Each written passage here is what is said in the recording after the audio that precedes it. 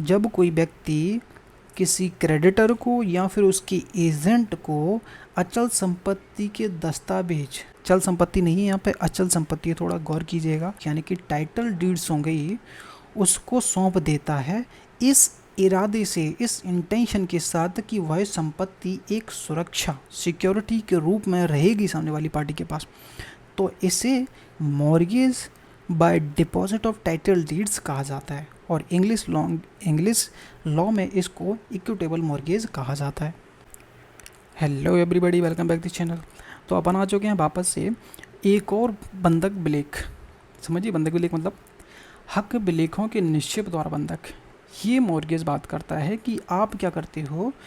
Mortgage bye deposit of title deeds, यानी कि title deeds को डिपॉजिट करने के द्वारा ये मॉर्गेज होता है। जैसे कि क्लियर हेडिंग से ही क्लियर समझ में आ रहा है कि हक विलेख यानी कि टाइटल डीड्स के निक्षेप मतलब होता है जमा करना, कि द्वारा बंधक यानी कि प्रॉपर्टी, घर के प्रॉपर्टी के पेपर को जमा करके आप एक बंधक कर रहे हो, प्रॉपर्टी को मॉर्गेज ले रहे हो और सामने वाली पार्टी से पैसे ले रहे हो, तो ये होता है हक विलेखों के निक्षेप द्वारा बंधक। ठीक है, तो ये क्या है समझते हैं भाई, कि जब कोई व्यक्ति है, पार्टी है, कलकत्ता में, मद्रास, बॉम्बे या फिर किसी ऐसे अन्य नगर में जिसमें राज्य सरकार ने अधिसूचना द्वारा उसे निर्दिष्ट किया हो, उससे बताया हो कि इस राज्य में, बाकी तो डिसाइड करेगा गवर्नमेंट, लेकिन कलकत्ता, मद्रास और बॉम्बे का नाम यहाँ पे क्लियरली दिया गया है कि जब कोई व्यक्ति कलकत्ता में, मद्रास में, बॉम्बे में, कोई अदर सिटी जो स्पेसिफाई की जाएगी गवर्नमेंट के द्वारा, अपने लेनदार, तीनों नाम लिख दिया मैंने, लेनदार, ऋणदाता और क्रेडिटर, कोई कन्फ्यूज़न नहीं होगी, जिससे हम कर्ज ले रहे हैं, पैसा ले रहे हैं, उसको या फिर उसके एजेंट को, एजेंट का भी इसमें नाम है, कि जब कोई व्यक्ति किसी क्रेडिटर को या फिर उसके एजेंट को अचल संपत्ति के दस्तावेज, चल संपत्ति नहीं है यहाँ पे, अचल संपत्ति है, थोड़ा गौर कीजिएगा, अचल संपत्ति के स्वामित्व दस्तावेज यानी कि टाइटल डीड्स हो गई, उसको सौंप देता है इस इरादे से, इस इंटेंशन के साथ कि वह संपत्ति एक सुरक्षा, सिक्योरिटी के रूप में रहेगी सामने वाली पार्टी के पास, तो इसे mortgage bye deposit of title deeds कहा जाता है। और इंग्लिश लॉ में इसको इक्विटेबल मॉर्गेज कहा जाता है। तो ये सबसे ज़्यादा उपयोग होता है इस मॉर्गेज का, कि mortgage bye deposit of title deeds, property की टाइटल डीड्स को सामने वाली पार्टी के पास गिरवी रख देते हैं, बदले में हम उनसे पैसे ले लेते हैं, वही ये मॉर्गेज है। ठीक है, इतना तो क्लियर हो गया होगा कि यहाँ पे कुछ डिस्ट्रिक्ट, स्टेट की बात की गई है कि मद्रास, कलकत्ता और बॉम्बे, और बाकी जो स्टेट गवर्नमेंट डिसाइड करती है उनके लिस्ट नाम निकालेगी, तो वहाँ भी ठीक है जब ऐसा कोई प्रोसेस होता है। तो अब मुख्य विशेषता समझिए कि यह केवल उन्हीं नगरों में मान्य होता है जिन्हें सरकार अधिसूचित करती है, नोटिफिकेशन जारी करके बताती है, वहीं पर ये लागू होता है। सेकंड हमारी विशेषता क्या है, कि इसमें कोई लिखित कॉन्ट्रैक्ट नहीं होता, अनुबंध नहीं होता है, एग्रीमेंट यहाँ पर नहीं होता है, इसलिए कोई रजिस्ट्रेशन की आवश्यकता भी इस केसेस में नहीं पड़ती है। डिपॉजिट वाले केसेस में ना तो इसमें कोई कॉन्ट्रैक्ट होता है और ना ही ये रजिस्टर्ड होता है। ठीक है, ये पॉइंट थोड़ा याद रखने लायक है कि title deposit of title deeds वाले जो मॉर्गेज में ना तो कोई कॉन्ट्रैक्ट होता है, ना ही उसको रजिस्टर्ड कराने की ज़रूरत होती है। ठीक है,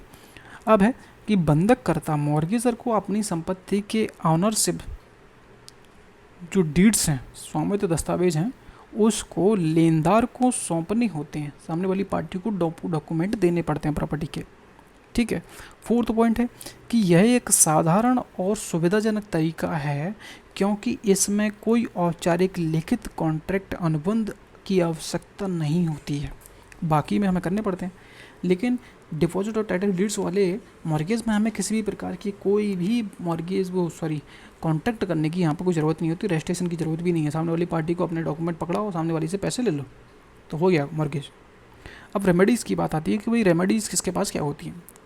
अब मॉर्गेज ही जिसको प्रॉपर्टी रखी गई है गिरवी, जो टाइटल डीड से दी गई हैं, उसके पास क्या उपचार होते हैं, रेमेडीज़ क्या हैं अपने आप को बचाने के लिए। समझिए कि वह बंधक धन की वसूली वह बंधक धन की वसूली, संपत्ति की बिक्री का दावा कर सकता है। धन की वसूली और संपत्ति की बिक्री का दावा कर सकता है। धन की वसूली का दावा कर सकता है, संपत्ति की बेचने के लिए दावा कर सकता है कोर्ट के द्वारा, लेकिन वह फोरक्लोजर का दावा नहीं कर सकता। 96। अब फोरक्लोजर क्यों नहीं कर सकता फोरक्लोजर का दावा, समझिए पहले कि फोरक्लोजर वह प्रक्रिया होती है जिसमें मॉर्गेजी न्यायालय से आदेश लेता है, ठीक है, मॉर्गेजर के संपत्ति के छुड़ाने के राइट टू रिडीम, जो अधिकार किसके पास होता है, मॉर्गेजर के पास होता है, राइट टू रिडीम को समाप्त करने का, उसको ही फोरक्लोजर कहा जाता है। यानी कि हम मॉर्गेजर के राइट टू रिडीम को समाप्त कर देते हैं, उसको फोरक्लोजर कहते हैं, क्योंकि यहाँ पे सामने वाली पार्टी को पोजीशन नहीं दिया गया था प्रॉपर्टी का, सिर्फ टाइटल डीड्स दी गई थी, तो यहाँ पे हम फोरक्लोज नहीं करा सकते, ठीक है। इसको अपन डीपली पढ़ना है तो अपन आगे पढ़ेंगे, ठीक है, वो ज़्यादा डीप नहीं जा पाएंगे, कन्फ्यूजन पैदा हो जाएगी, ठीक है, क्योंकि अब फोरक्लोजर क्यों नहीं करा सकते इतना सिर्फ समझ लीजिए, क्योंकि यहाँ पर पोजीशन नहीं है सामने वाली पार्टी के पास, इसलिए उसके पास फोरक्लोजर का अधिकार भी नहीं है। लेकिन 96 के साथ हमें पढ़ना है। 96 हमारा कहता है कि टाइटल डीड्स और डिपॉजिट वाले केसेस में हम सिंपल मॉर्गेज में जो प्रक्रिया अपनाई जाएगी वही प्रक्रिया हम डिपॉजिट और टाइटल डीड्स वाले केसेस में भी अपनाएंगे, जो वहाँ पर प्रोसेस चलती है, तो इसको साथ में पढ़ लेना।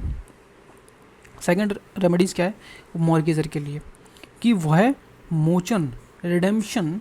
के लिए मुकदमा दायर कर सकता है प्रॉपर्टी रिडीम करने के लिए। रिडीम क्या करेगा, डॉक्यूमेंट करेगा, प्रॉपर्टी तो रखी नहीं थी, ठीक है, तो उसी को मान लो कि रिडेम्पशन का मुकदमा दायर कर सकता है, लेकिन वह केवल टाइटल डीड्स सोचे लेने की, लेकिन पैसा जमा नहीं कर रहा है, लेकिन टाइटल डीड्स लेने की सोचे तो ऐसा पॉसिबल नहीं है, मुकदमा दायर नहीं कर सकता है,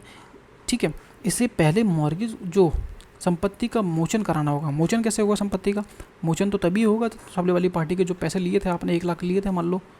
ठीक है, तो जैसे ही आप उस पेमेंट कर दोगे सामने वाली पार्टी को, तो आप अपनी प्रॉपर्टी रिडीम करा सकते हो, वापस ले जाओ अपनी प्रॉपर्टी के जो डीड्स हैं, तो आप अपनी प्रॉपर्टी मिल जाएगी। अब 2 केस लो हैं जो मैंने डाले हैं, 1-2 केस लो हैं, देखते हैं कि क्या कह रहे हैं, कोशिश कर रहे हैं। जे के Nathan versus S Maruti. Supreme court ने कहा था कि बंधक के लिए सिर्फ कानूनी प्रक्रिया पूरी करना जरूरी नहीं है, अगर टाइटल डीड्स गिरवी रखते समय आपके बीच में इंटेंशन होना, बंधक बनाने का इरादा था, तो यह वैध मॉर्गेज माना जाएगा। इंटेंशन बहुत मैटर करते हैं, सामने वाली पार्टी को सिर्फ डिपॉजिट कर देना डीड्स को पर्याप्त नहीं होगा, आपके इंटेंशन भी होने चाहिए, ये कहा था जे के नाथन वर्सेस एस मारुति वाले केसेस में। सेकंड केस ऐसा है कि syndicates bank versus modern tiles and clay works. इसमें सुप्रीम कोर्ट ने कहा था कि इक्विटेबल मॉर्गेज के लिए टाइटल डीड्स को जमा करना पर्याप्त है, चाहे वह वास्तविक एक्चुअल हो या फिर वह कंस्ट्रक्टिव हो, बशर्ते इसका उद्देश्य सिक्योरिटी देना हो, बस, और कोई उद्देश्य नहीं होना चाहिए, क्योंकि यहाँ पर मॉर्गेज होता ही है भाई, मॉर्गेज एक तरह से सिक्योरिटी के लिए ही बना है कि आपको पैसे दे तो रहे हैं, बदले में हम हमारे पास कुछ रख के जाओ ताकि हम वसूल कर सकें, उसी को मॉर्गेज बता भाई। अब सिर्फ पर्पस तुम्हारा प्रॉपर्टी लेना है सामने वाली पार्टी की, उसने प्रॉपर्टी तुम्हें गिरवी तो रख दी, लेकिन तुम उसको हड़पने की सोच रहे हो, तो यहाँ नहीं चलेगा। सिर्फ फर्स्ट प्रायोरिटी दी जाती है सिक्योरिटी को। अगर तुमने उसके पैसे देने को तैयार हो, सामने वाला कह रहा है कि नहीं इसका फोरक्लोजर करो, हमें प्रॉपर्टी चाहिए, जब पैसे तुम्हें मिलने के लिए दे रहा है सामने वाली पार्टी, तो तुम्हें पैसे लेने पड़ेंगे, वो एक सिर्फ सिक्योरिटी है, उसको तो हड़प नहीं सकते। तो लास्ट केस तो है जेठी बाई वर्सेस पुतली बाई। इस मामले में न्यायालय ने कहा था कि इक्विटेबल मॉर्गेज के लिए आवश्यक नहीं कि सभी टाइटल डीड्स जमा किए जाएँ, जरूरी नहीं है सभी टाइटल डीड्स को जमा करो, केवल प्रमुख दस्तावेज की जमा कर दो, बशर्ते उसका उद्देश्य संपत्ति की सिक्योरिटी देना हो और कोई नहीं होना चाहिए। तो ये 3 केसेस थे, इनमें आप देख लेना, पढ़ लेना, और जो इसकी रेमेडीज़ लिख दी है मैंने मॉर्गेज, ये वाला थोड़ा अपन डीप थोड़ा पढ़ेंगे, ठीक है, क्योंकि थोड़ी डाउट होते हैं ना, वो कन्फ्यूज़न पैदा करते हैं आगे चल के।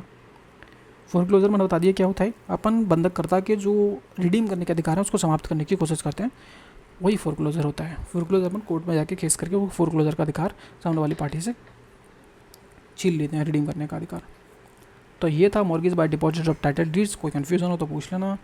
और कुछ पढ़ना चाहो वो बता देना, पसंद आए तो लाइक करना, सब्सक्राइब करना। मिलते हैं नेक्स्ट वीडियो में, थैंक यू।